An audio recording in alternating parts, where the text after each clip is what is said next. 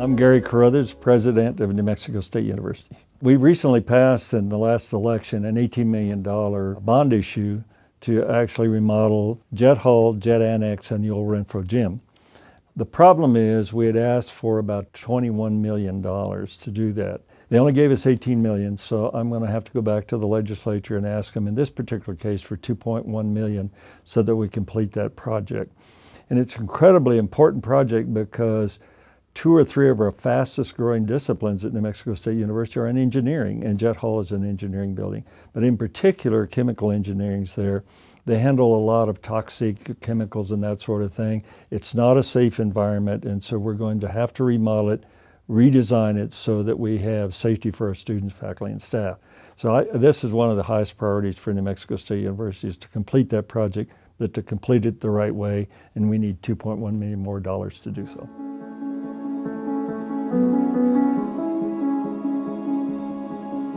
We can ask for money to improve our facilities, but it's going to be very difficult to find money to build new square footage. And so Doña Ana Community College has a major appropriation request to do the fix-it-up kind of things that you do with HVAC systems and painting and new roofs and that sort of thing. And so that will be the future of our request, much like Jet Hall. We're not building a new building, we're rebuilding and remodeling and fixing up older buildings that just need help.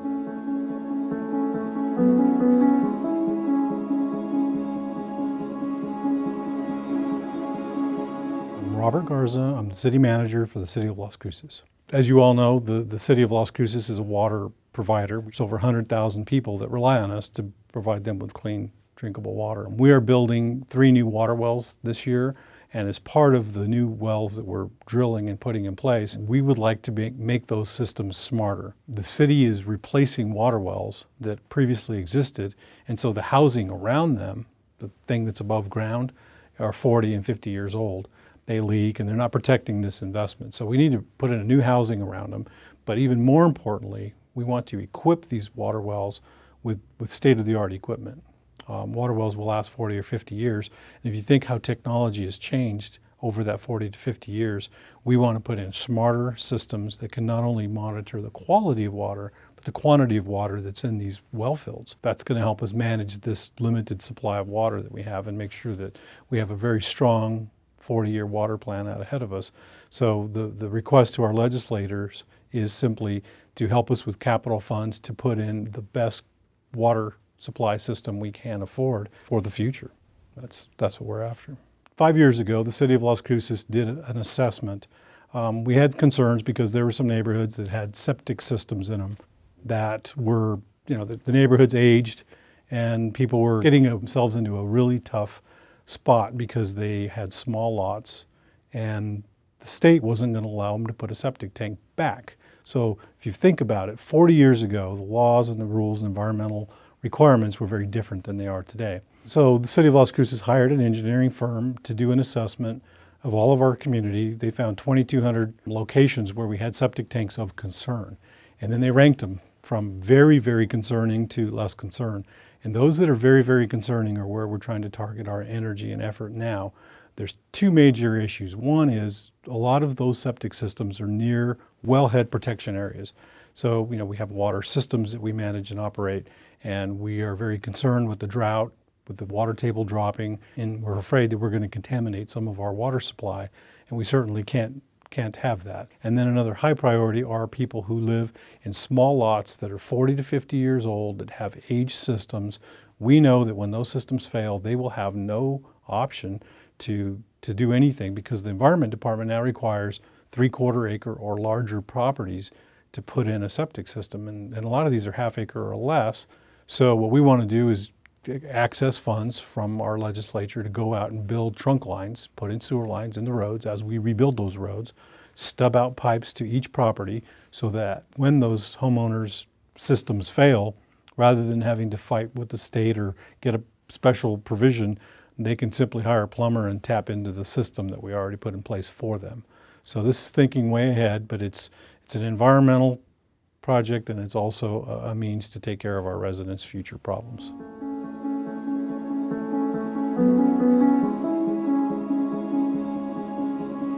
Street improvements. So I think the best way to describe the needs in Las Cruces is we have over 500 miles of roadways tangled around our city.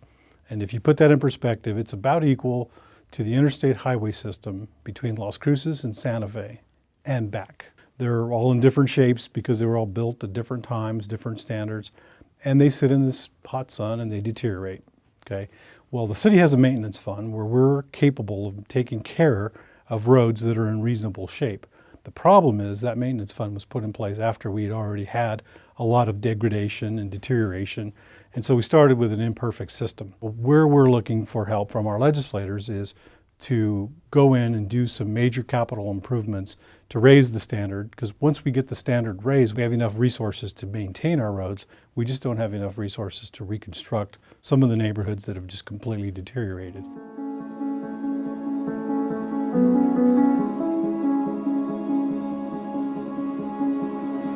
When our Recreation and Aquatic Center was initially constructed, the thought was we were going to have a full-service, multi-purpose recreation and aquatic center.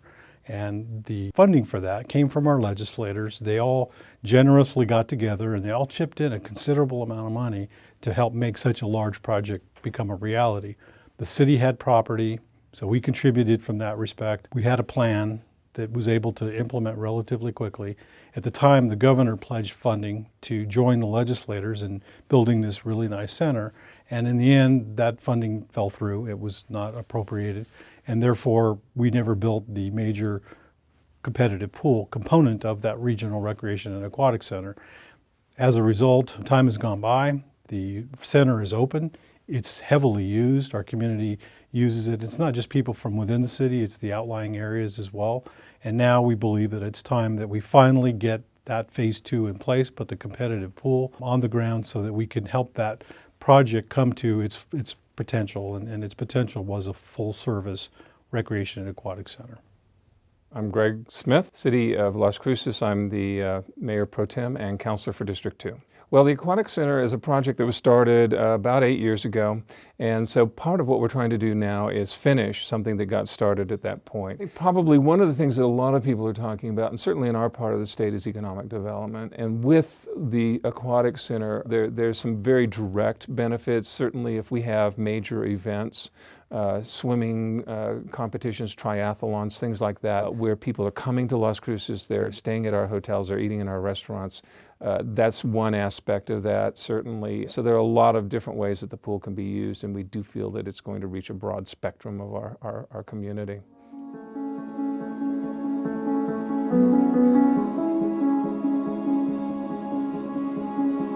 My name is Chuck McMahon. I'm the Assistant County Manager with Doña Ana County. Doña Ana County is requesting $7.2 million this year to totally reconstruct Airport Road in Santa Teresa. Airport Road provides access to the industrial park, to Union Pacific Railroad, to our airport and our newly built Customs and Border Protection facility.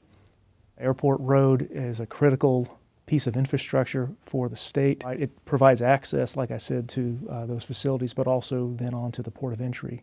Airport Road also supports the diversification of the state's economy.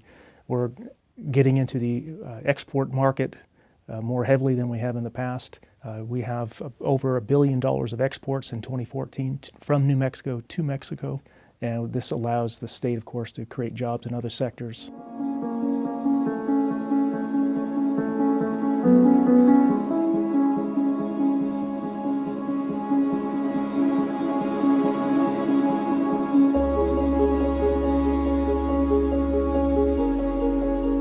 We made a request of $2 million new for the Water Resources Research Institute, And WRI, as it's called, actually is a statewide institute. Some of these dollars actually go to other universities, but New Mexico State University is the host of WRI, and therefore their request is always in our budget. But we're in desperate need of a water assessment plan for the state of New Mexico. And that's critical for us, particularly in these dry times. Already we can just feel that Texas lawsuit coming because they know that we're pumping water in this valley. They're saying you're cutting off the flow of water down the valley by pumping. And so we believe that if we don't do a proper job of assessing the water volumes that we have available, maybe discovering new aquifers, but also doing a better job of conserving water, and we have to do that through water assessment and planning. Otherwise, the courts will rule against us. So we think that's one of the most important requests we'll have, is for WRI to have an opportunity to go through all of that assessment process, roll that up into a statewide water plan, and therefore we can defend ourselves against those who want our water. Well, I think the interesting part of WRI is that we also are beginning to do a lot more work with saline water. And all this southern part of New Mexico is underlain by all kinds of saline water. Even here on our campus, we have experiments in growing grass using saline water. And if you drive by there sometime, the grass looks pretty good. Now, we don't know what the long-term effects of doing this, but we're constantly trying to find funding to either figure out a way to use saline water productively and or a less expensive way of cleaning it up. But if we could do that, we have lots of water in southern New Mexico. It's just that we've got to figure out how to use it effectively, efficiently, and safely.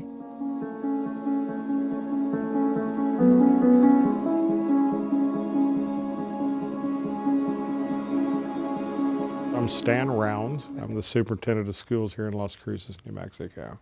Our first request is for adequate funding for the public schools in New Mexico. When I started in the early 1980s as a superintendent, we received over 52% of the entire state budget went just to public school education. It's down around 42% now. And so over the years, we've tried to grapple with how do we build back the funding into public schools. In our request, we're requesting that we have adequate funding. There's about $500 million, that's $500 million shortfall to meet the levels that were back 15 years ago as far as the funding for students, yet we're asked to do more. So one of the parts of this is the use of the permanent fund. And it's a little bit controversial. It'll probably be the biggest controversy in our request.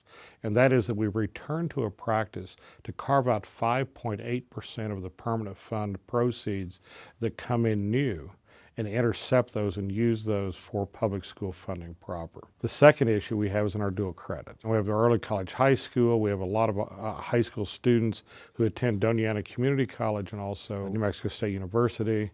There are classes that are dual credit. You get credit both for college and credit for high school. That's good practice. Early college high school, it allows us to graduate kids both with an associate's degree and with their high school diploma when they leave high school. And so we want to continue that practice and continue that funding.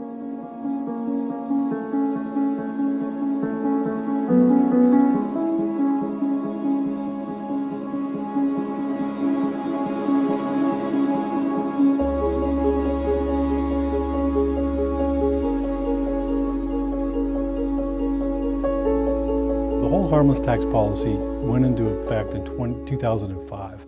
Essentially what it was is a promise from the state to say, we're not going to tax food and medicine anymore. And the city said, wait a minute, we rely on gross receipts tax to run our cities, and if you're not going to tax food and medicine, we're not going to have enough money to run our cities. So they put in place a provision in state law that says the state will give us a check in place of what we would have gotten otherwise. They held us harmless. In 2013, the New Mexico legislature changed the tax law and said, we're no longer going to continue to hold you harmless. We can't afford to. Therefore, we need to phase it out. So they said, we're going to phase it out over a 15-year period. What we are looking for from a policy perspective in this legislative session is for our legislators to make sure that we are part of the conversation and that they understand that there's towns and villages and cities across the state, that we're not all the same, and one size does not fit all. In fact, the city of Las Cruces is one of 12 cities in the state that will never be made whole as a result of that 2013 law. There's concerns that we're receiving more revenues because we've imposed this new GRT early. And the reason we did that is because we know that after about a 10-year period, we're going to be losing money. So we're hoping to keep this excess revenue today and do investments with that will be seeds today that will prevent us from losing money in the future. And that's really the core of what this hold harmless question is. Predatory lending is an issue our city council is very much in favor of putting some controls in place. The current state of affairs with title loans and payday loans and other similar structures that we have, relatively unregulated, and people are being abused. There's people having to pay 500% and 600% interest on loans. In some cases, they just never really go away. And our city council is supporting an effort, a statewide effort, to undertake some legislation that will cap the interest rates that anybody can charge for those type of loans. And the target is no more than 36%. That's still a very high number in my opinion, but it's much better than 500% and 600% that they're paying now.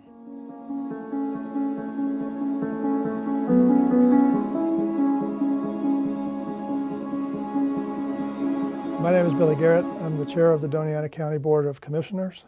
One of our interesting projects that we're asking for support from the legislature this year has to do with full vehicular access to the spaceport from Doñana County. And it really consists of two components. One is having the road from the spaceport to the Upham interchange be made into a state highway. And the second thing is that we get the Upham interchange on I-25 made into a full vehicular access interchange so that buses and trucks have no trouble getting through that interchange when we've got full operations going on at the spaceport. New Mexico and Doñana County residents are putting a lot of money into Spaceport America. We basically already have a purpose-built spaceport. It's the only one in the United States. And we believe that the development of commercial space industries is something that's going to happen in the United States and around the world. We're in a really unique position, but in order to capitalize on that, we have to have access to the spaceport. Now we have enough money to build most of the road, get it in pretty good shape, but not to have it fully paved. And finishing the paving is something we think we could do through excess revenues. That's already based on existing taxes. So we're not asking the legislature for any money. What we're asking for is support for the idea that this road really deserves to be part of the state highway system rather than just a county road. And on that basis, we're willing to talk to the legislatures, to work with NMDOT and the governor in terms of maybe trading services for maintenance. But ultimately, it's really about sending a message to the businesses that we'd like to see use the spaceport, to people that want to go out and see space operations, that this is an important part of our infrastructure. It's an important resource for all of New Mexico. And in order to get the interchange going, that's a project that's going to take years, probably 5, 6, 7 years, once we even get it on the list. So the first thing is really to get recognition that this is a part of the overall development of the spaceport. The end game on this whole thing, of course, is for Doñana County, central New Mexico, to have more jobs. This is a job development opportunity, but we have to understand we've got to finish the infrastructure. We're not asking for any money. We're asking for continued support. The legislature has provided that in the past. We would appreciate your continued support.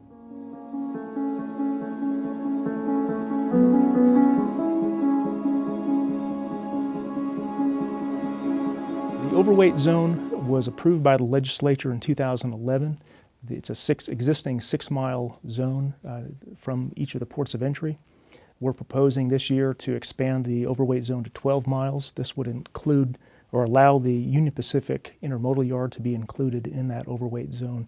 So rather than allowing 80,000-pound trucks, as we do in the United States typically, this zone allows a 96,000-pound truck to operate within the zone. It has already attracted a number of jobs, and we anticipate the expansion will continue the growth.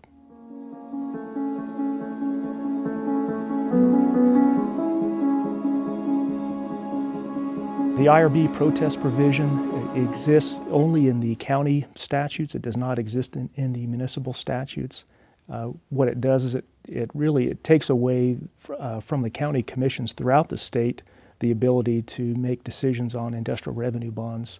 And we feel that this issue is a local issue for the county commissioners to decide upon, rather than also having the State Board of Finance have to be brought into the hearing. It's an issue of fairness.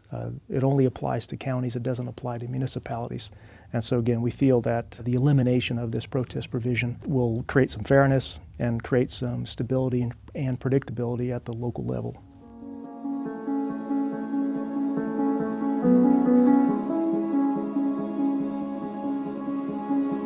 The third item is a serious one, and it's around the designer drugs that are out there now, and it's teen substance abuse.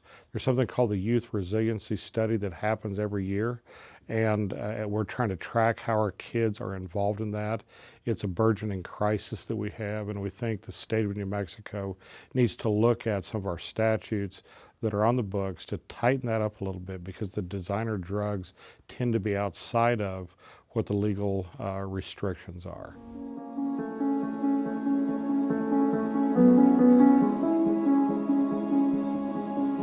My name is Davin Lopez. I'm CEO and President of the Mesilla Valley Economic Development Alliance, also known as MVEDA. What we're trying to do is we're asking the legislature to remove some language in the ability for the utilities to provide economic development rates to companies that are coming into the area.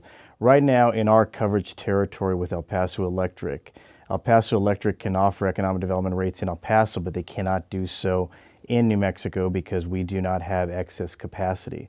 So what we're asking the legislature to do is remove this language, these words, excess capacity, so that we can begin to have dialogue with companies and the PRC so that we can offer economic development rates and really be at par with the rates that are being offered in El Paso. Right now, we have a 16% cost differential between companies moving to El Paso versus Doña Ana County, and that's huge in terms of our abilities to try to recruit those companies and really attract more jobs to the region.